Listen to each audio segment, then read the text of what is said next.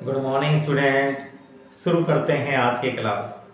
और आज का महत्वपूर्ण टॉपिक है सहसंबंध की माप। तो सबसे पहले जानते हैं सहसंबंध किसे कहते हैं। सरल और स्पष्ट शब्दों में दो या दो से अधिक समंग श्रेणियों के परस्पर संबंध को सहसंबंध कहते हैं। प्यारे बच्चों, सहसंबंध दो शब्दों से मिलकर बना है, सह और संबंध, जिसका शाब्दिक अर्थ है परस्पर संबंध, आपसी रिश्ता। प्यारे बच्चों, ये संसार संबंधों पर आधारित है, ये समाज संबंधों पर आधारित है, रिश्तों पर आधारित है।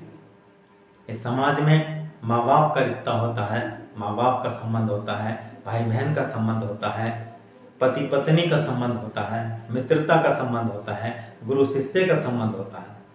ये समाज संबंधों से चलता है, ये समाज संबंधों पर आधारित है। ठीक उसी प्रकार दुनिया का हर पदार्थ, दुनिया की हर वस्तु एक दूसरे से संबंधित है, एक दूसरे को प्रभावित करती है। उसी प्रकार समंग भी एक दूसरे पर आधारित होते हैं। सांख्यिकी श्रेणियां भी एक दूसरे पर आधारित होती हैं, एक दूसरे पर आश्रित होती हैं, एक दूसरे से संबंधित होती हैं, एक दूसरे को प्रभावित करती हैं। और इस प्रभाव को ज्ञात करने के लिए सांख्यिकी के जिस माप का प्रयोग किया जाता है उसे हम सहसंबंध कहते हैं। प्यारे बच्चों, इससे पहले आपने केंद्रीय प्रवृत्ति की माप, अपकरण की माप, विषमता की माप के चैप्टर को पढ़ा। केंद्रीय प्रवृत्ति की माप, अपकरण की माप, विषमता की माप किसी श्रेणी की विशेषताओं को बताते हैं, लेकिन दो समंग श्रेणियों की तुलना नहीं करते, दो समंग श्रेणियों के संबंध को नहीं बताते। केंद्रीय प्रवृत्ति के माप से पता लगता है कि समंग श्रेणी के ऐसे मूल्य जो समंग श्रेणी के सभी अन्य मूल्यों का प्रतिनिधित्व करते हैं। अपकरण की माप यह बताती है कि समंग श्रेणियों के मूल्य में कितना विचलन है, कितना विस्तार है। और विषमता की माप से पता लगता है कि समंग श्रेणी की बनावट किस प्रकार की है। समता के अभाव का विषमता की माप से पता चलता है। समंग श्रेणी की आवृत्ति के असमान वितरण का पता लगता है, लेकिन इन सभी मापों से दो समंग श्रेणियों के संबंध का पता नहीं लगता। इसलिए दो समंग श्रेणियों के संबंध को ज्ञात करने के लिए, इनके प्रभाव को ज्ञात करने के लिए सांख्यिकी के जिस माप का प्रयोग किया जाता है उसे सहसंबंध कहते हैं। अब जानते हैं सहसंबंध कितने प्रकार का होता है। प्यारे बच्चों, सहसंबंध तीन प्रकार का होता है। घनात्मक व ऋणात्मक सहसंबंध।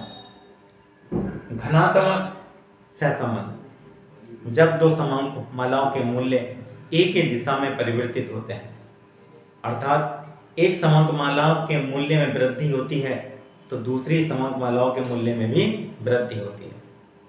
यदि एक समंग माला के मूल्य घटते हैं तो दूसरी समंग माला के मूल्य भी घटते हैं।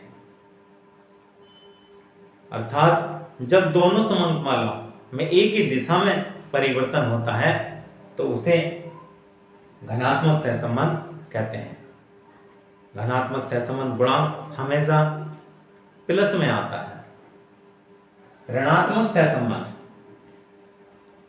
जब दो समंग मालाओं में विपरीत परिवर्तन होता है, अर्थात एक समंग मालाओं के मूल्य में अगर वृद्धि होती है तो दूसरे समंग मालाओं के मूल्य में कमी होती है, और यदि एक समंग माला के मूल्य घटते हैं तो दूसरी समंग माला के मूल्य बढ़ते हैं। ऐसे सहसंबंध को ऋणात्मक सहसंबंध कहते हैं, और ऋणात्मक सहसंबंध हमेशा माइनस में आता है। जैसे यदि वस्तु के मूल्य में वृद्धि होती है तो वस्तुओं की मांग घटती है। तो ये जो सहसंबंध है ये ऋणात्मक सहसंबंध है। और यदि वस्तुओं की मांग बढ़ती है और वस्तुओं की पूर्ति भी बढ़ती है तो ये सहसंबंध धनात्मक सहसंबंध है। नंबर 2, रेखीय अरेखीय या वक्र रेखीय सहसंबंध। रेखीय सहसंबंध, जब दो समांक मालाओं में निश्चित स्थायी परिवर्तन होता है तो उसे रेखीय सहसंबंध कहते हैं। जैसे किसी वस्तु के मूल्य में 5% वृद्धि होती है तो उसकी मांग में निश्चित रूप से 2% कमी आएगी, तो इसे रेखीय सहसंबंध कहते हैं।